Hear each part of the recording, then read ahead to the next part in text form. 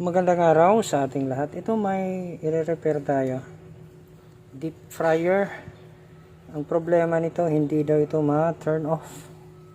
So, pakita ko sa inyo yung problem. Ang ating thermostat o ang thermostat nitong deep fryer ay naka-off. Tapos, gamit tayo ng digital multimeter. Nakaset po yan sa buzzer mode. Tapos, ilagay natin ang test rod sa plug. Ayan. Nagkaroon ka agad ng buzzing sound. At makikita natin, merong resistance. So, yan ay nangangahulugan na okay ang heating element. Bali, ang problema lang nito ay hindi ma-off. Ayan o, naka-off na sana yan. So, laging naka-turn on. So, ang gagawin natin, bali, ang i-adjust lang natin dito ay dito banda sa thermostat. Okay, tatanggalin lang natin itong knob. Ayan, hindi ko na ikakat ang video para at least makita ninyo kung paano ginagawa. So, adjust lang natin.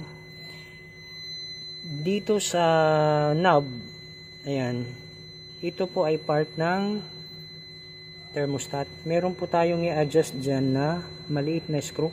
So, gagamit tayo ng precision screwdriver.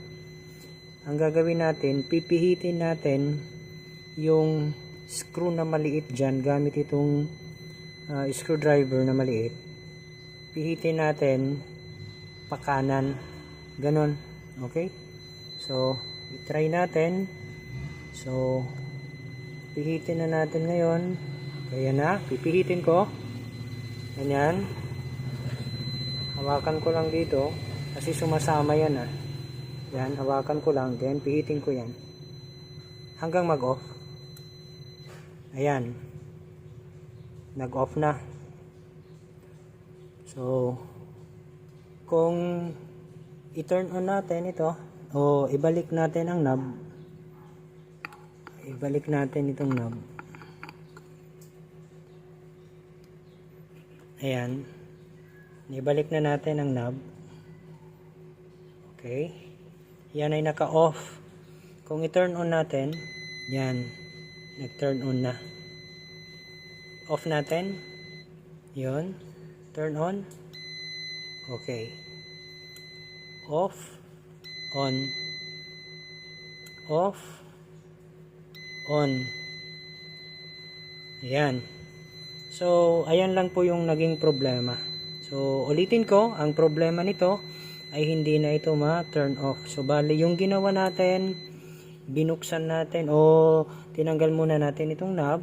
Tapos, gumamit tayo ng maliit na screwdriver, flat, at pinihit natin yung maliit na screw na nandyan sa gitna. Ayan. Tapos, pinihit natin yan ng clockwise. Ibig sabihin, pinihit natin yung screwdriver pa kanan. Ganyan. Tapos, naayos na natin. Okay, nung ginawa natin yon, ibinalik natin ang knob at i-turn on natin. Okay na. Nagkaroon na ng buzzing sound at makikita naman merong resistance. Yan po ay resistance ng heating element.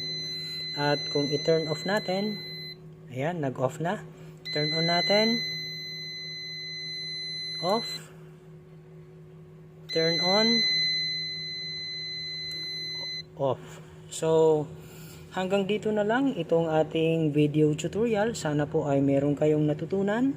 Kung nagustuhan nyo itong video, paki-like at share. Kung hindi ka pa nakapag-subscribe, maaari po lamang ay mag-subscribe sa aking channel.